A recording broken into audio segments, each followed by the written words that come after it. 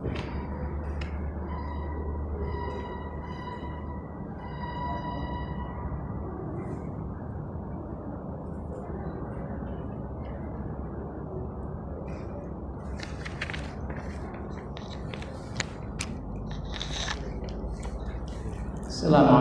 warahmatullahi wabarakatuh.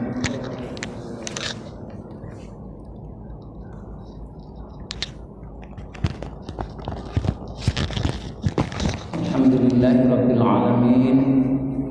Wassalatu wassalamu ala nabiyyina Muhammadin khatamil anbiya'i wal mursalin wa ala alihi wa ashabihi ajma'in. Qala Allah Ta'ala fil Qur'anil Karim,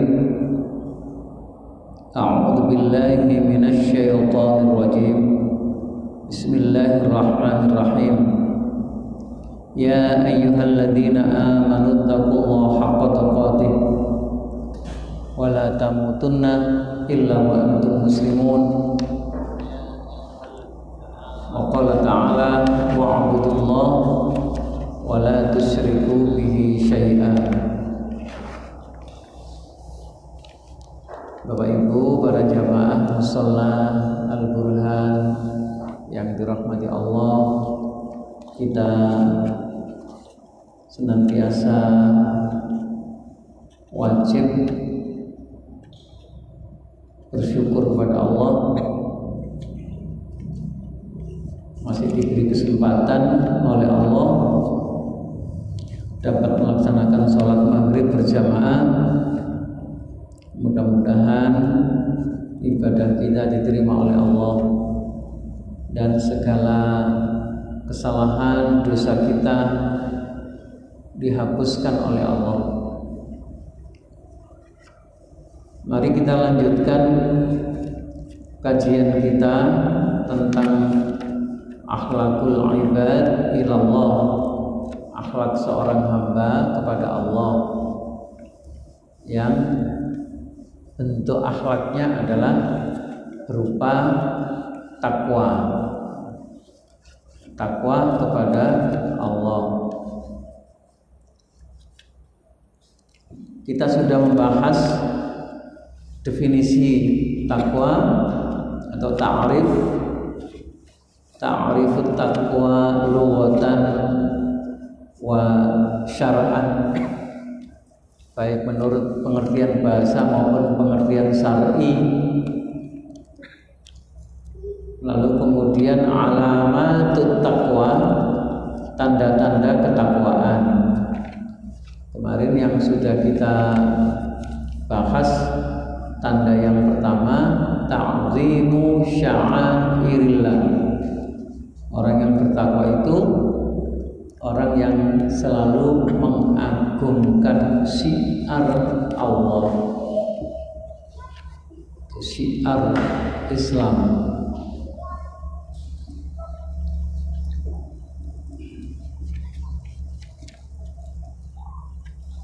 Baik dalam bentuk ibadah,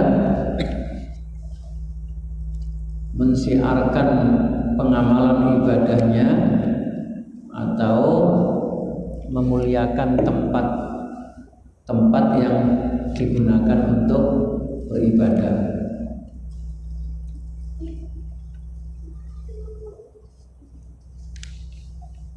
Sebab Allah mengatakan wa may yu'azzim sya'airallah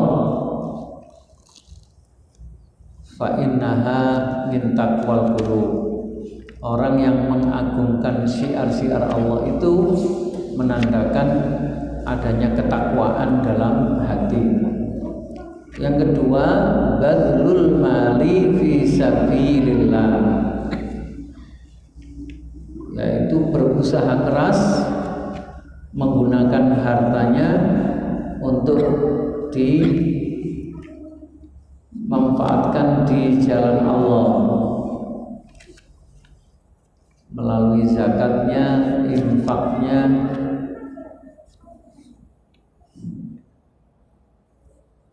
melalui sedekah.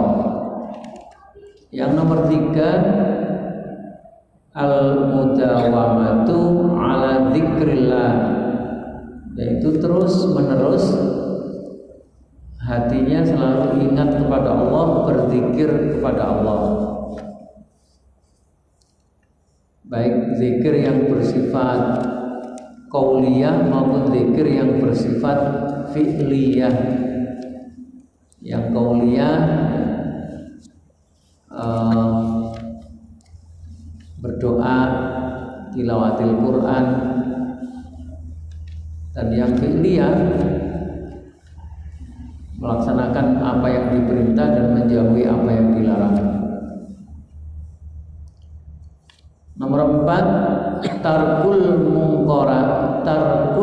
mungkarati wal ibti'adi anha.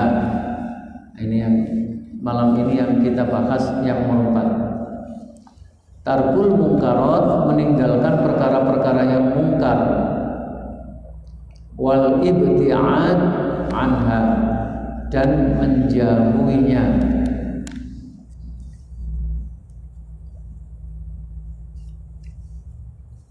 Kita dianjurkan oleh Rasulullah selalu berdoa, Allahumma inni a'udzubika min munkaratil akhlaq. Ya Allah, aku berlindung kepadamu dari kemungkaran akhlak. Jadi akhlaknya akhlak bukan akhlak yang ma'ruf, tapi akhlak yang mungkar. Diajak amar ma'ruf tidak bisa, tapi kalau diajak amar mungkar itu semangat.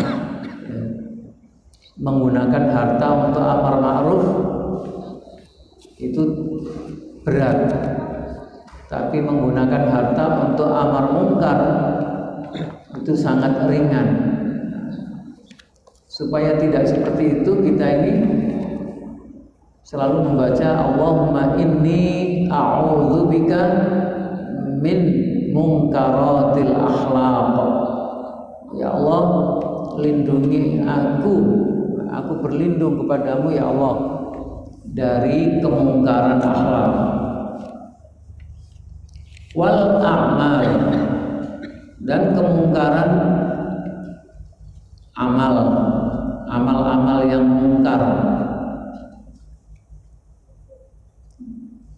Wal ahwa ini dorongan-dorongan hawa nafsu.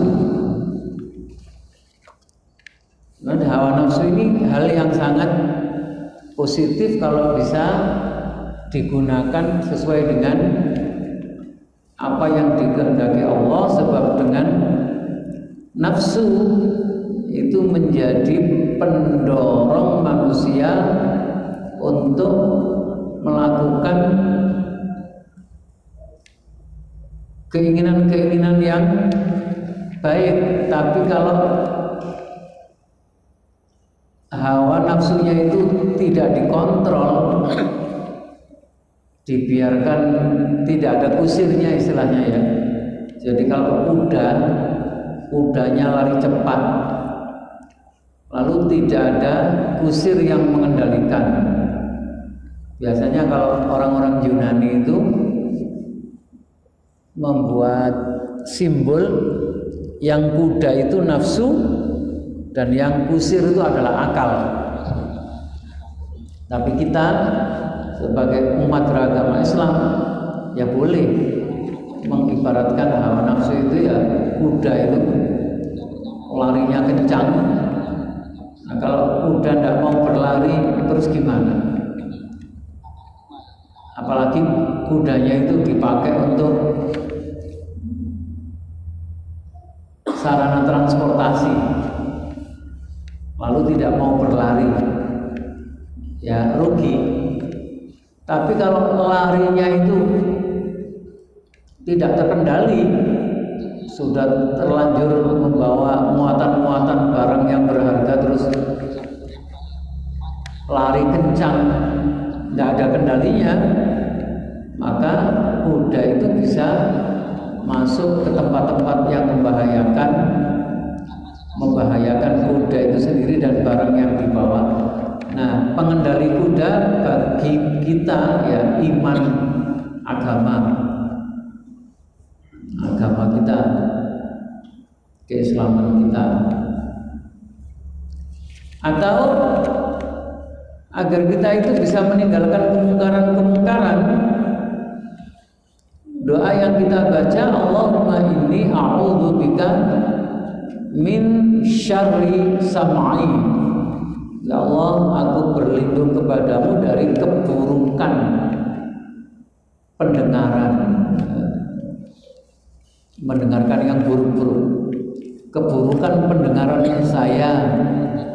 Wa min syarri basari, aku berlindung kepadamu dari keburukan penglihatan saya. Wa min syarri lisani, aku mohon perlindungan darimu ya Allah dari keburukan lisan saya. Wa min syarri qalbi, dari keburukan bisikan-bisikan hati. Dan wa min syarri maniyyi, dan dari keburukan air mani, ya, keburukan sperma. Maksudnya ya penyimpangan dalam hal napa ngoten niku, penyimpangan dalam syahwat. Semuanya, segala keburukan yang masuk dalam telinga kita, yaitulah bentuk kemungkaran yang harus dijauhi. Keburukan yang ada pada pandangan mata kita itu juga kemungkaran yang harus dijauhi. Dan keburukan pada lisan kita itu juga bentuk kemungkaran yang harus dijauhi, termasuk bisikan-bisikan hati dan penyimpangan syahwat. Yang bisa seperti itu adalah orang yang bertakwa. Sebab itu adalah tanda-tanda ketakwaan, yaitu tarkul mungkarati wal ibtiadi anha. Yang kelima, termasuk alamat min alamatit taqwa adalah at-tawadhu, rendah hati. Rendah hati sama rendah diri ini benten apa mboten? Yang selalu dikaitkan dengan sifat ketakwaan itu rendah diri nomor rendah hati. Rendah hati bukan rendah diri. Kalau rendah diri malah tidak boleh. Sebab Allah menyatakan walaqad karramna bani Adam. Allah itu memuliakan Adam dan anak cucunya itu. Lalu kita menjadi anak cucu Adam itu jangan membiarkan perasaan rendah diri. Tapi kalau rendah hati itu diperintah. Rendah hati itu ya lawan katanya tidak sombong, ya, tidak takabur. Dan supaya bisa rendah hati itu salah satunya adalah hubbul khulwati, senang mencari tempat yang sepi, ya, mencari tempat keheningan, litafakkur, untuk melakukan perenungan-perenungan, pemikiran-pemikiran. Lebih-lebih bagi orang yang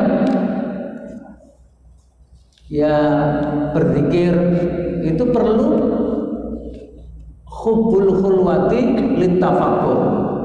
Orang yang berdoa itu juga harus hubbul khulwati litafakkur. Orang yang murojaah Al-Quran, menjaga hafalan-hafalan ayat-ayat yang sudah dia kuasai itu harus mencari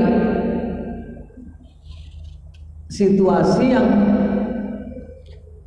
bisa memberikan hubbul khulwah litafakkur. Jadi hidup kalau selalu berada di keramaian, di tempat-tempat yang ramai, kesibukan-kesibukan, di sana selalu berisi senda gurau, itu tidak bisa tafakkur. Tidak bisa bertafakkur, kakean ngobrol dan senda gurau sama perkumpulan, komunitas. Suatu saat itu kita butuh penyendirian, atau dalam bahasa Al-Quran itu tabatul itu membujang, walaupun sudah nikah, laki atau perempuan, walaupun sudah punya anak, itu membujang untuk berduaan dengan Allah saja. Itu namanya at-tawadhu wa hubbul khulwati litafakkur. Ini bisa diimplementasikan hubbul khulwa litafakkur itu pada momen sholat tahajud. Itu bisa ya kita manfaatkan hubbul khulwati litafakkur. Menunggu antara sholat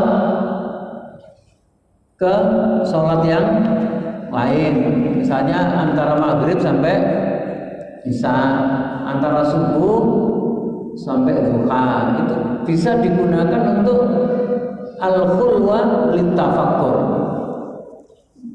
menyepi, menyendiri untuk melakukan refleksi, perenungan.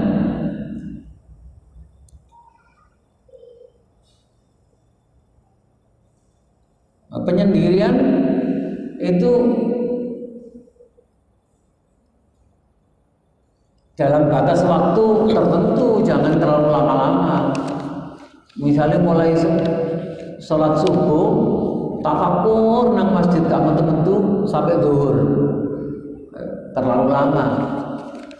Itu kalau ketahuan, ada sahabat ketahuan Umar bin Khattab sampai jam 9 kok dilihat tidak keluar dari masjid,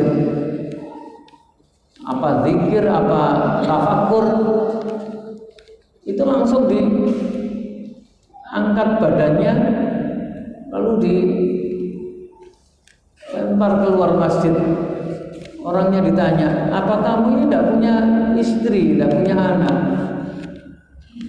Jawabnya, punya. Terus yang menafkahi istri anakmu siapa kalau kamu sampai jam segini ini masih di masjid? Oh, itu saya punya, istri saya itu punya paman yang kaya raya, dan seluruh kebutuhan istri dan anak-anak saya ditanggung paman. Itulah yang menyebabkan dia senang di masjid, bertafakur saja tidak keluar-keluar. Ya, sama Umar bin Khattab malah dilempar keluar masjid. Ya, tafakur itu butuh batasan waktu tertentu, terutama ya malam hari atau masa-masa waktu-waktu ashar, waktu-waktu menjelang sahur.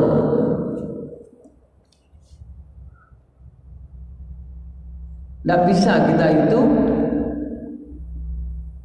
duduk merenung, berpikir dengan mendalam kalau kita berada di tengah-tengah keramaian.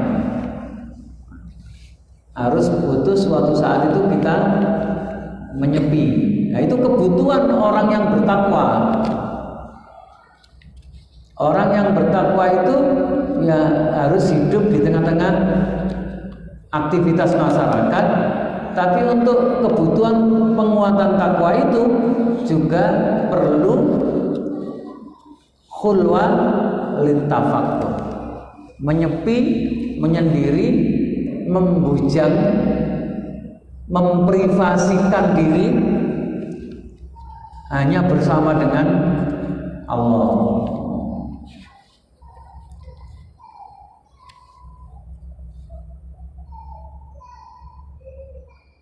Sebenarnya sih kalau menelaah buku referensi-referensi tentang akidah, akhlak, ibadah dengan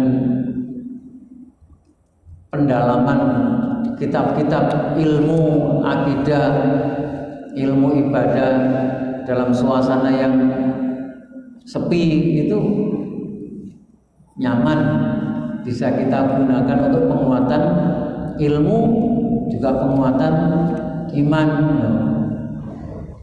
Yang keenam, al-hadzaru minal inkhirafi waz-zairi, berhati-hati, berhati-hati atau waspada terhadap sikap inhiraf. Inhiraf ini mencondongkan diri atau memiringkan diri atau menyimpangkan atau menyesatkan atau merusak dan memalsukan ajaran-ajaran Islam. Jadi, memalsukan kebenaran, menyesatkan kebenaran. Atau az-zaig, az-zaig sama sebenarnya. Az-zaig itu al-mailu anil haqqi. Jadi tidak, kata orang Gresik itu doyong, tidak tegak lurus, tapi doyong. Doyong itu miring.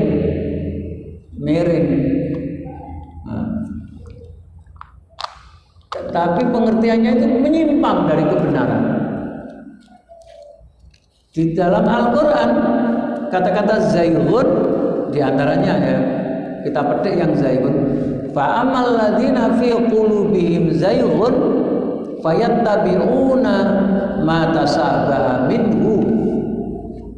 Jadi orang-orang yang di hatinya itu ada perilaku menyimpang, pikiran-pikiran yang menyimpang atau sesat pikir, ya. Pikiran menyimpang atau pikirannya itu sesat. Nah, kita bisa melihat pikiran-pikiran sesat. Ya, orang mengatakan al-yauma akmaltu lakum dinakum wa atmamtu alaikum ni'mati wa raditu lakumul Islam madina. Itu jelas ayatnya, al-yauma, pada hari ini, akmaltu, telah aku sempurnakan, lakum, bagi kamu Muhammad dan umatmu, dinakum, agamamu. Lalu kemudian karena ada inkhiraf, ada az-zaigh, ada kecenderungan untuk menyimpangkan kalimat Allah, lalu dijelaskan bahwa agama Islam itu bukan agama yang sempurna. Yang sempurna adalah tugas Rasulullah sebagai Rasul, itu sudah dilaksanakan mulai dari usia 40 sampai meninggal dunia, itu sudah terlaksana dengan sempurna. Tapi agama yang dibawa oleh Rasulullah itu bukan agama yang sempurna. Nah, itu contoh al-inhiraf atau az-zaigh, yaitu penyesatan. Orang yang begitu itu merasa bangga karena itu tandanya orang yang kritis, berpikir yang kritis, yang cerdas, ya, yang intelek, yang wawasannya luas. Tapi dalam kacamata ilmu akhlak kepada Allah, orang seperti itu tidak punya tanda-tanda ketakwaan.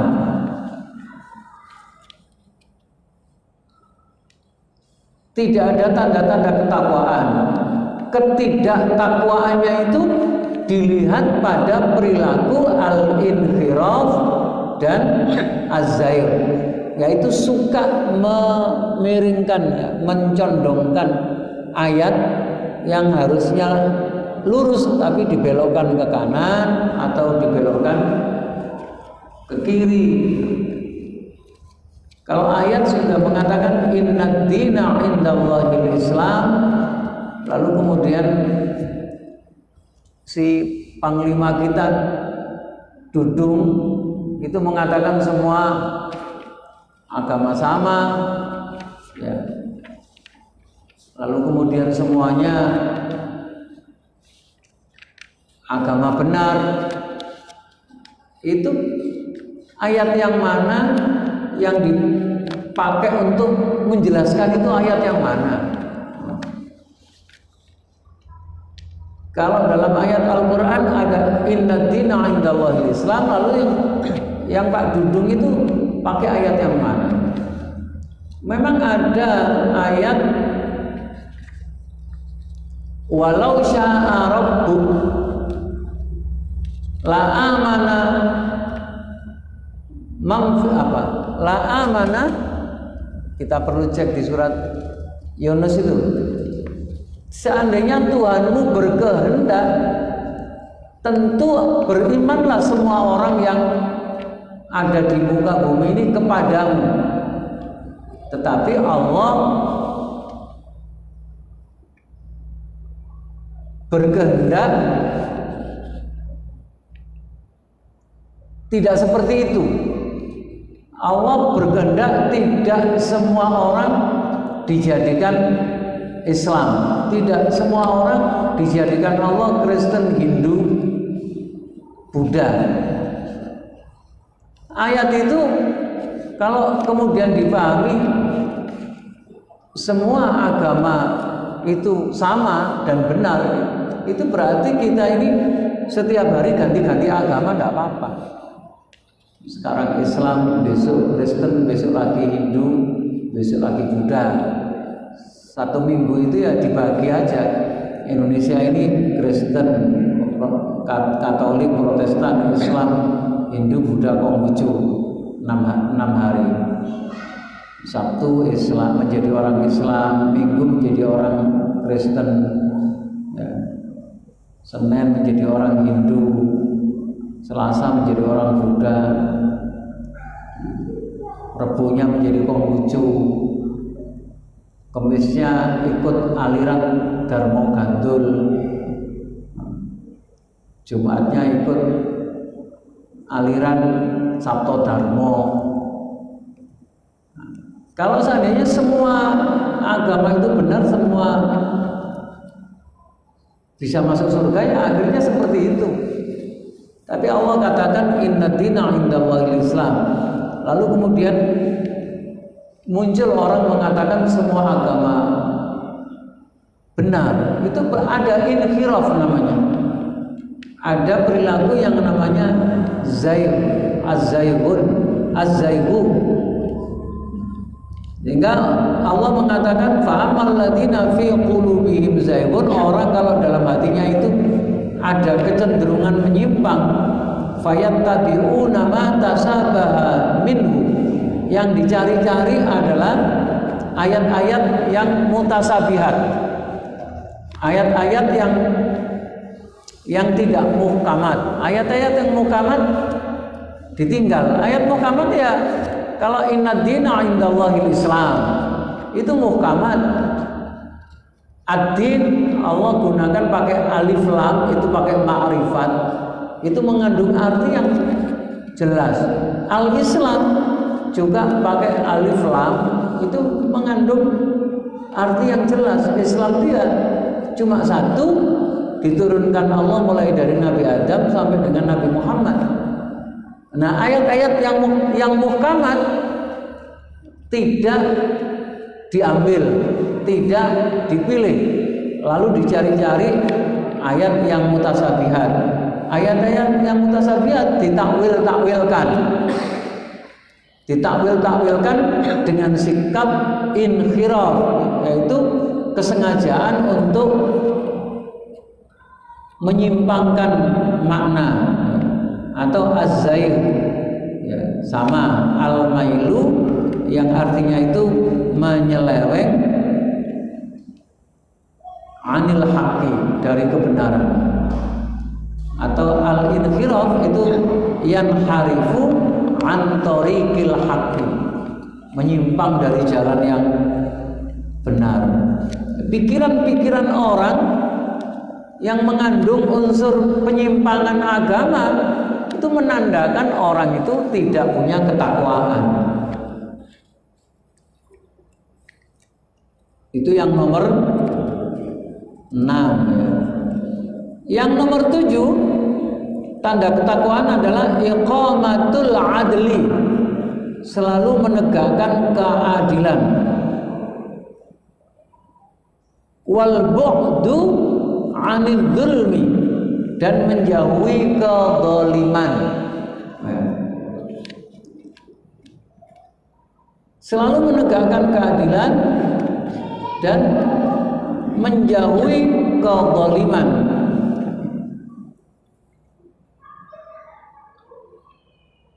Dan supaya bisa jenengan itu mengamalkan nilai ketakwaan yang berupa iqamatul adli ini, wal bu'di 'anil dzulmi ini dibutuhkan orang-orang yang bertakwa, yang bisa masuk dalam lembaga-lembaga apa? Pemerintah yang punya kewenangan, yang punya jabatan. Kalau kita itu menjadi orang biasa saja yang tidak ngatur, menjadi orang yang tidak menentukan, tapi menjadi orang yang ditentukan, tidak bisa kita punya kekuatan untuk menegakkan keadilan, kecuali kalau masyarakat yang lemah itu punya sikap yang sama. Masyarakat yang lemah itu bisa bersatu ketika menghadapi ketidakadilan. Tapi rata-rata masyarakat umum itu ya kayak kambing, sedangkan yang memerintah itu kayak singa. Kita itu harus pilih, kepengen jadi singa atau kepengen jadi kambing. Kambing itu walaupun ribuan di tengah lapangan, ditekani satu singa saja sudah lari puntang-panting semua. Tidak pernah ada kambing itu duduk bersama musyawarah untuk memikirkan bagaimana cara menghadapi singa ini bersama-sama. Tapi ya kita kalau melihat perilaku kambing sekalipun yang di dunia apa itu binatang di siaran-siaran TV itu tidak semua kambing itu lari dari singa. Kambing induk kambing pun kalau dia melindungi anaknya itu mengorbankan nyawa. Begitu juga induk jantan kalau melindungi keluarga, masih anak-anak itu juga memasang badan untuk menghadapi singa. Kalau ingin kita punya kekuatan dalam menegakkan keadilan, ya itu harus masuk ke lembaga-lembaga yang menentukan kebijakan-kebijakan itu, supaya kita itu menjadi penentu bukan yang ditentukan. Di sanalah kita itu baru bisa diukur kita ini menjadi orang yang iqamatul adli, menjadi penegak keadilan atau enggak. Kalau menjadi orang Islam biasa-biasa saja itu, lalu diteropong malaikat, kapan nih orang-orang ini menegakkan keadilan itu? Turu kabeh, tidak ada aktivitas apa-apa, kecuali kalau menjadi aktivis, lah itu ya, aktivis sosial kemasyarakatan, komunitas-komunitas kayak apa itu, masyarakat urban, komunitas pelindung, kayak Komnas Komisi Perlindungan Anak, Komisi Perlindungan Anak, atau Yayasan Perlindungan Konsumen. Nah, kalau konsumen diperlakukan oleh produsen rugi, bersikap. Perlu kita itu menegakkan keadilan itu masuk ke lembaga-lembaga yang punya peran dan fungsi untuk menjaga keseimbangan dalam kehidupan bermasyarakat, menjaga keseimbangan dalam kehidupan berbangsa, bernegara. Orang-orang yang berani beraksi untuk menyuarakan, itulah tanda ketakwaan. Orang yang diam saja ketika ada kezaliman, itu menandakan ketakwaannya tidak tumbuh dalam pribadinya. Ini bersifat horizontal, walaupun ini akhlak kepada Allah. Ini iqamatul adli wal bu'di 'anil dzulm. Ketakwaan ini akhlak kepada Allah. Kita selalu dikatakan ittaqullah. Tapi tanda-tandanya itu dilihat pada kehidupan sosialnya. Kalau yang pertama itu ta'dhimu sya'airillah.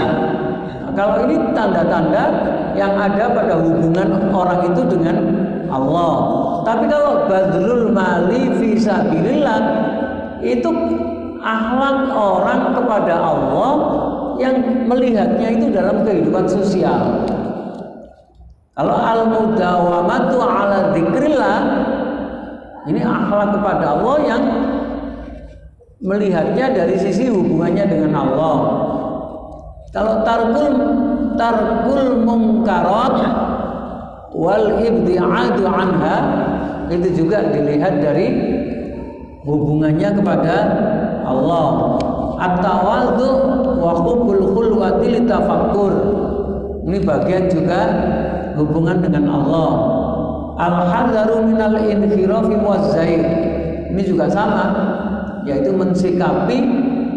cara mensikapi dia terhadap petunjuk-petunjuk Allah. Tapi begitu iqamatul adli wal bu'di 'anil dzulmi, ini adalah tanda ketakwaan yang bisa dilihat dalam kehidupan horizontal, dalam kehidupan kemasyarakatan. Menegakkan keadilan itu ada di lapangan hidup bermasyarakat. Juga melawan kezaliman, itu lapangannya ada dalam kehidupan di masyarakat. Termasuk yang kedelapan, al-amru bil ma'ruf wan nahyu 'anil munkar. Ini juga tanda ketakwaan kepada Allah, tapi melihatnya ada dalam kehidupan bermasyarakat. Amar ma'rufnya, nahi mungkarnya. Amar ma'ruf itu diibaratkan mendorong mobil mogok Ada mobil mogok, lalu ada sopir minta bantuan, Pak, dorongnya motorku Pak. Kita itu mendorong mobil itu supaya jalan, itulah amar ma'ruf. Tapi kalau nahi mungkar, itu ada mobil kok seleot, belok zigzag gitu. Lalu api nabrak wong dodol bakso, api nyasar namanya tukang becak. Itu ya apa caranya? Menghalangi mobil itu agar tidak memakan korban orang-orang yang ada di pinggir jalan. Perbuatan seperti itu adalah nahi mungkar. Lebih berat mana amar ma'ruf dengan nahi mungkar? Lebih berat nahi mungkar, makanya yang amar ma'ruf itu banyak yang melakukan, tapi yang nahi mungkar sedikit. Dan biasanya kalau berhadapan dengan penguasa, pemerintah, yang ditangkapi itu yang nahi mungkar, yang mungkar. Tangkap penjara, itu yang nahi mungkar, Yang amar ma'ruf diundang makan-makan. Kalau amar ma'ruf dong. Ini harus dijaga keseimbangannya. Ya amar ma'ruf, ya nahi mungkar. Jangan amar ma'ruf tok, juga jangan nahi mungkar tok. Antara amar ma'ruf dan nahi mungkar ini merupakan dua sayap yang harus dijaga. Nah, yang kesembilan, malah ini kalau dalam Al-Quran muncul yang pertama kali, yaitu al-imanu bil ghaib, mengimani perkara-perkara yang ghaib. Siapa yang bisa menjelaskan ghaib itu apa? Coba jenengan cek dalam terjemahan. Ghaib diterjemahkan apa? Alif lam mim.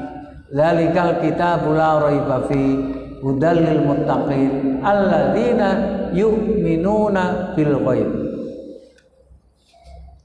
Kitab ini,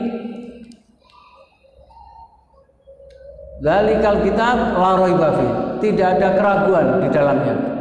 Hudal lil muttaqin, menjadi petunjuk bagi orang yang bertakwa. Tanda ketakwaannya adalah alladzina yu'minuna bil ghaib, orang yang membenarkan yang ghaib. Coba, ghaib itu jenengan artikan apa? Ini yang harus. Ada yang mengartikan those who believe in the unseen, mereka yang percaya kepada sesuatu yang tak terlihat. Di malaikat tidak terlihat, neraka tidak terlihat, surga tidak terlihat. Nanti kalau sudah nanti jenengan mati terus di akhirat melihat, maka nanti sudah tidak gaib lagi. Kalau sekarang ya surga itu gaib, neraka ini gaib karena tidak terlihat. Surga neraka itu hanya kita dengar, tidak pernah kita lihat. Allah tidak terlihat. Ini Al-Quran, ada Quran enggak? Quran itu gaib enggak? Quran itu gaib enggak menurut sampean? Mushaf Quran itu enggak gaib. Enggak gaib. Tapi saya tanya, Quran itu kata-kata Nabi Muhammad atau kata-kata Allah? Kata-kata Allah. Mana buktinya kalau Quran itu kata-kata Allah? Nah, sesuatu yang merupakan bukti itu kata-kata Allah, itulah keghaibannya Al-Quran. Mau kita katakan kata-kata Allah, suara Allah juga tak terdengar. Ya. Seperti apa sih? Tapi itu adalah kata-kata Allah. Jadi kalamullahnya itulah yang bersifat ghaib. Tapi ketika sudah ditulis di tulisan itu dan kita baca di HP, itu tidak ghaib yang di situ. Tapi bahwa itu adalah kalam Allah. Kalam Allahnya itulah yang harus kita benarkan. Nah, itu ghaib.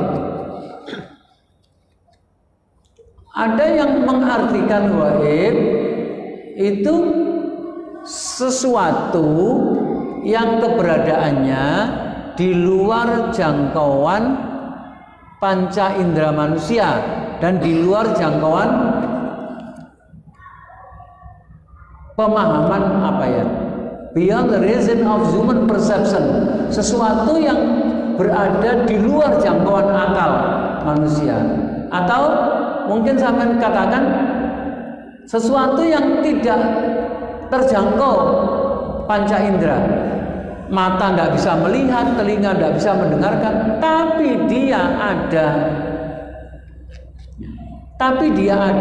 Lah untuk membenarkan kalau dia benar-benar ada, itu alat bukti kebenarannya apa? Alat bukti kebenarannya adalah karena ia diceritakan di dalam Al-Quran. Yang tidak diceritakan dalam Al-Quran jangan dimasukkan ke yang ghaib-ghaib. Saya tanya kepada jenengan, malaikat ghaib enggak? Ghaib. Allah ghaib? Ghaib. Jin ghaib? Ghaib. Sundel bolong ghaib nang mboten? Malah bingung. Wewe gombel, sundel bolong, genderuwo, kuntilanak, kolor hijau, itu ghaib apa enggak? Nah, masyarakat itu banyak enggak yang percaya makhluk-makhluk gaib yang seperti itu? Nah, terus cara membuktikan kalau sundel bolong ada itu ya apa caranya? Itu diceritakan dalam Al-Quran enggak? Kalau enggak diceritakan dalam Al-Quran, jangan dimasukkan dalam sesuatu yang gaib dan jangan dibenarkan. Orang kalau membenarkan hal-hal yang tidak ada, ya, secara nyata tidak ada dalam Quran juga nggak diceritakan, itu masuk kepada perbuatan tahayul atau khurafat. Jadi harus bisa membedakan percaya kepada yang gaib, percaya kepada yang tahayul, percaya yang khurafat. Orang yang bertakwa tanda-tandanya hanya membenarkan yang gaib. Nek si orang sing percaya wewe gombel, kolor hijau, sundel bolong barang itu tidak menjadi bagian dari sifat-sifat ketakwaan.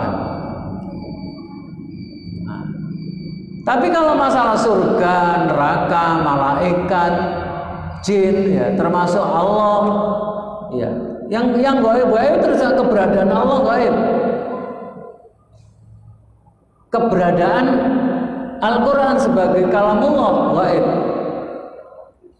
Keberadaan Nabi Muhammad sebagai Rasul itu gaib. Nabi Muhammadnya gaib enggak? Nabi Muhammadnya gaib enggak? Nabi Muhammad tidak gaib. Muhammadnya tidak gaib. Sejak lahir orang sudah tahu. Ayahnya Abdullah, ibunya namanya Aminah. Tapi itu Rasul. Kerasulan itu gaib apa enggak? Gaib. Mana SK dari Allah yang ada stempelnya kalau dia itu sebagai Rasul? Tidak ada. Karena itu kerasulannya itu adalah gaib. Nah, yang mengimani yang gaib-gaib ini hanyalah orang-orang yang bertakwa kepada Allah.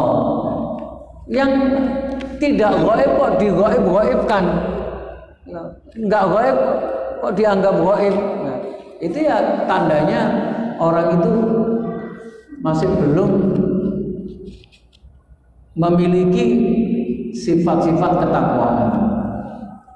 Ada al-iman bil ghaib, lalu iqamatus shalah, selalu menegakkan sholat. Lalu al-yaqinu wal imanu tam bil akhirah, memiliki keimanan yang mantap, tidak ada keraguan terhadap kehidupan di akhirat. Itu adalah tanda-tanda ketakwaan semua. Banyak tanda ketakwaan, tapi di dalam materi ini hanya disebutkan 9. Sebelum saya tutup, 9 itu saya ingatkan lagi. Yang pertama, mengagungkan syiar-syiar Allah. Yang kedua,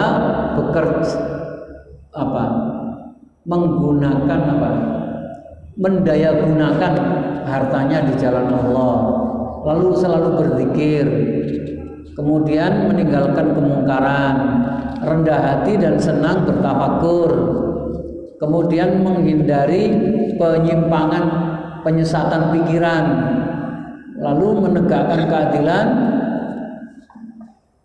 menjauhi kezaliman, amar ma'ruf nahi munkar, dan mengimani yang gaib, menegakkan sholat, dan mengimani kehidupan di hari akhirat. Itu adalah alamatun atau alamatut taqwa, tanda-tanda ketakwaan. Dan takwa itu adalah akhlak kita kepada Allah.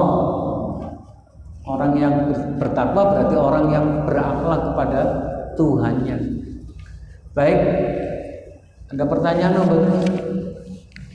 Namun kita akhiri dengan bacaan alhamdulillah.